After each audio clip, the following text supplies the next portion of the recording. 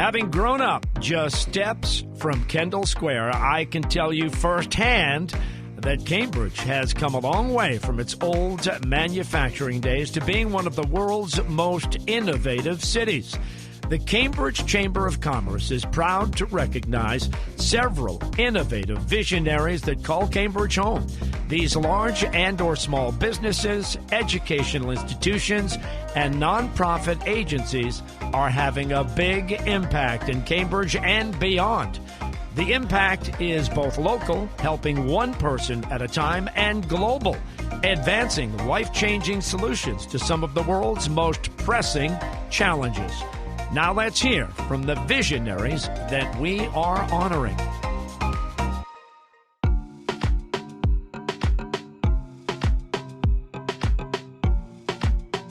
Hello, my name is Helen Cahoon. I work for Sage Therapeutics. I'm Vice President of Early Development. So Cambridge is a really vibrant, exciting place to be in, particularly if you work for a biotech company. So all I would say is that Sage holds a special place in my heart, I guess, because we have a great culture, we have a great set of core values, we like to do big, we have fun while we're doing big, and we always put patients and people first. So it's an awesome place to work, and Kendall Square is an awesome setting for Sage.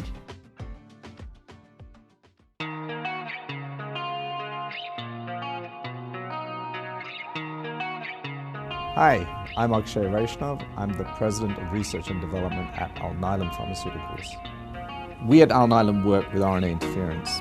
Imagine the genome, a set of blueprints in the nucleus that transmits information to the cytoplasm of the cell where we make proteins. But to send that information, it uses an intermediary molecule called messenger RNA. Every unique protein has a unique messenger RNA. At Alnylam, we can specifically target and degrade any messenger RNA we want in the body using the process of RNA interference. We've taken a stepwise approach to address human disease here at Alnylam. We began with diseases that were rare and emanated from targets in the liver, and these are so-called genetic medicines. More recently, we've also added on infectious disease of the liver, like the very large global disorder hepatitis B. And in addition to that, we also now have therapeutic areas addressing cardiovascular and metabolic disorders. So these are diseases like hypertension and diabetes, and abnormalities in lipid like hypercholesterolemia. And finally, and most recently, we've brought on development of drugs for central nervous system and ocular or eye disorders. Hello, I'm Lori Keating, Executive Vice President and Chief Legal Officer at Alnylam Pharmaceuticals in Cambridge. I think this is an incredible moment for Alnylam. Having spent 16 years bringing this new class of medicine forward, we're now approved in more than 10 countries and have colleagues in Tokyo and in Sao Paulo. Every time I get to hear a patient who's on one of our medicines talk about the difference it's made in their lives, it just makes me that much more motivated to tackle the next challenge.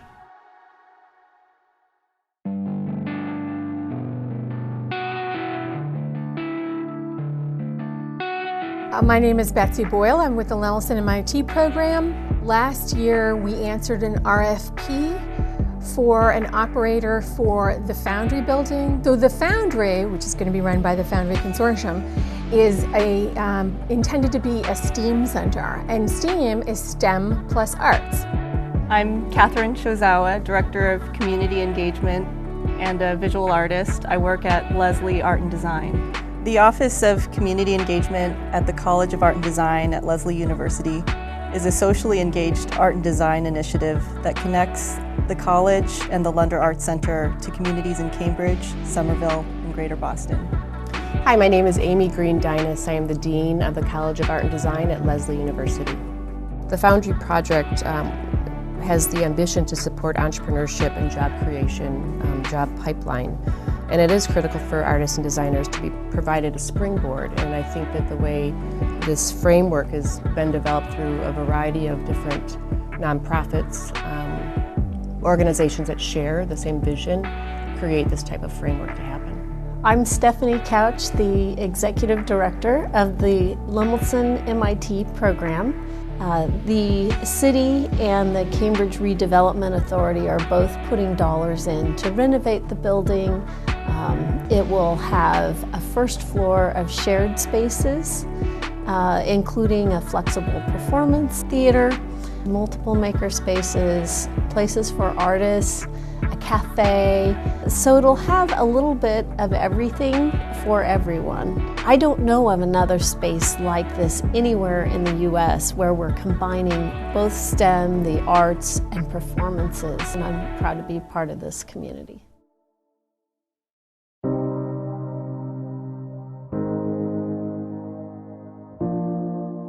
Hi, I'm Kate Dawson. I lead the Therapeutics Development Group at Biogen, and I also chair the Biogen Foundation.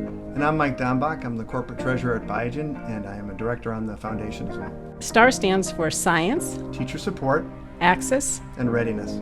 So the STAR program is something we're really excited about. It's an initiative that started last year, led by the foundation, and we work with the Cambridge and Somerville school systems to really address the needs of underrepresented students to hopefully encourage them to enter the STEM careers, and we support them through middle school and high school into college. And we've made a 4-year, $10 million commitment with 6 nonprofits working together. You know, every time I get a chance to meet with the superintendents of these 2 school systems, I come away energized by their feedback to us. My name is Kenny Salim, Superintendent of Cambridge Public Schools. So the Biogen STAR Initiative is the only partnership that we have that represents a network of partners that work together to measure the same types of outcomes that we want for all of our students. The Biogen Foundation, through the STAR Initiative, has made such an enormous investment over multiple years, recognizing that change doesn't happen overnight if we want to impact the lives of our young people. Hi, my name is Mary Skipper, and I'm the proud superintendent of the Somerville Public Schools.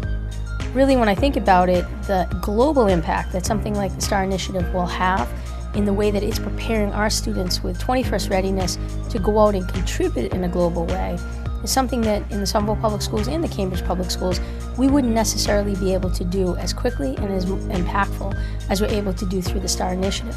So I'm looking forward to personally to see all the discoveries and the contributions that the young people we're working together with the partners on right now are about to go out into the world and make in the future.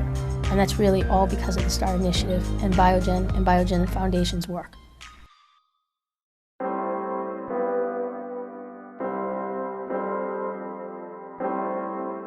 Hi, I'm Dr. Joe Frasca. I'm the head of Philips Research and the Chief Medical Officer for Philips in North America. The hospital-acquired infection is a huge problem in the United States. About 1.7 million people are infected when they enter the hospital each year.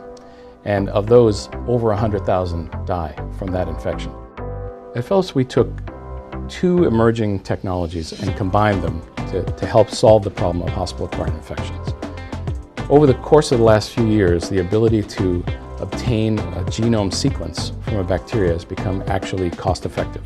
That's one of the technologies that we've combined with the availability of clinical data about patient journeys through the hospital system. Philips' approach to hospital-acquired infection is unique. We're the only ones that take data from genomics and combine it with clinical data to come up with an answer for the path of transmission of these hospital-acquired infections. Hi, I'm Brian Gross. I work with Philips Healthcare, and I'm the business lead for the Genomics for Infectious Disease team. So what is the Precision Infection Prevention Program? It's essentially using the best information available based on patients in the hospital and based on the pathogens or the infections that they have on what the team can do to stop the spread of infections. Our system finds the transmission of an infection at the second patient, as opposed to today's practice where patient transmissions sometimes are 20 or 25 in size before the hospital knows of the infection.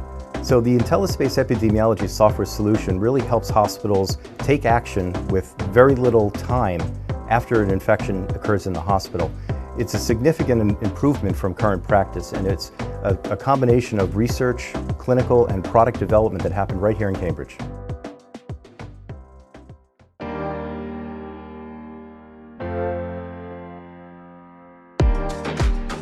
Michael Monestein. I'm the Executive Director of the Central Square Business Improvement District. I jokingly say we're a 71-year-old startup. CSBA's been around for many years in the square advocating for small merchants and property owners. And here, our new iteration of the business is an improvement district set out to make Central Square cleaner, safer, and more welcoming. A BID, or a Business Improvement District, is a collaboration of the public, private, in partnership. One, it's going to better organize the Central Square community. So our advocacy will fight for arts and culture, really being paramount to what sets this BID apart. Having a conscience will make sure that this improvement district works with those who are dealing with a high level of vulnerability. And in addition to that, we'll make sure that our marketing and promotional efforts bring people into the square.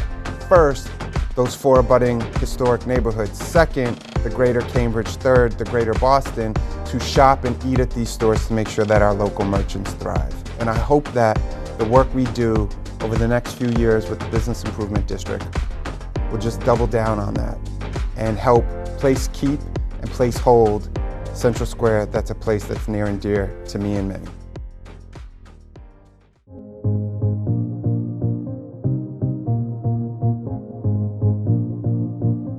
Hello, my name is Pablo Cagnoni and I'm the CEO of Rubius Therapeutics.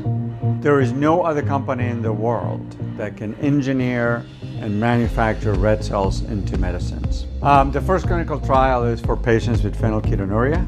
Phenylketonuria is a disease. Patients are missing an enzyme that allows them to metabolize a critical amino acid. Without that enzyme, this amino acid accumulates and can potentially damage the brain. Our red cell therapeutic called RTX-134 for the treatment of patients with phenylketonuria will aim to replace this enzyme and allow the patients to then basically go back to having a normal diet when they can eat protein from any source, and this enzyme will allow them to metabolize that amino acid. The company has grown very, very fast. I was employee number 80. We're probably going to finish this year with about 230, 240 employees, so it's basically tripling in size in a little bit over a year and a half.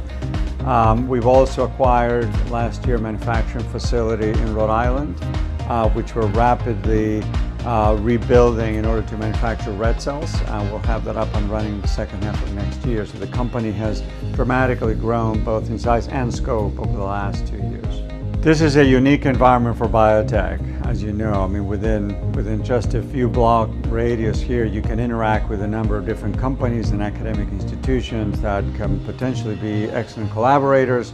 So we're committed to Cambridge. As I mentioned earlier, we're continuing to grow in this area, and I foresee that we'll continue to be part of the Cambridge biotech ecosystem for years to come.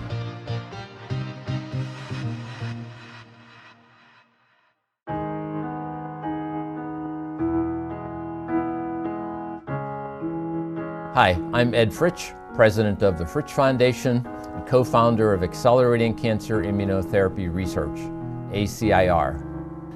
We are a nonprofit providing a free service to cancer immunotherapy researchers worldwide. And as our name implies, we are on a mission to help researchers accelerate their work toward a cure. Our focus is on immunotherapy, a field that has, over the past decade, revolutionized cancer care. But still, not enough patients respond, and not all responses are long-lasting. We need to do better. ACIR's mission was born out of pain and generosity. When my wife passed away from breast cancer, I got excited by the then breakthrough field of cancer immunotherapy and left retirement to work at the Dana-Farber in the Broad. Life threw a curveball though, and less than 4 years later, my son passed away from melanoma. I inherited some SpaceX stock from him, which I learned he wanted donated to cancer research. My daughters and I thought that was a wonderful idea. And so I turned to my colleague and friend at the Dana-Farber, Ute Burkhardt, and said, how about if we do this? Hi, my name is Ute Burkhardt. I'm co-founder and executive editor of ACIR. When Ed told me that he was thinking about setting up a new service for immunotherapy researchers, I thought this was a fantastic idea. Researchers have recently discovered how the patient's own immune system can be harnessed to fight cancer, and the field is now growing at a staggering pace.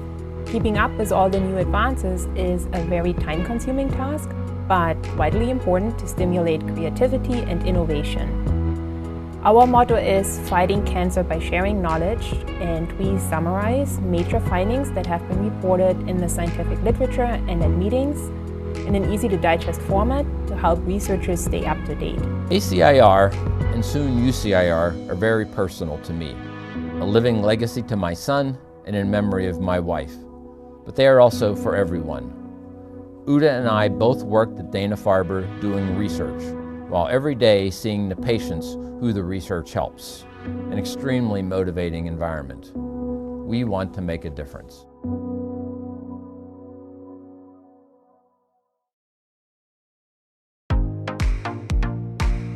The Cambridge business, academic, and nonprofit communities have never been stronger. The visionary awardees reflect the best of Cambridge.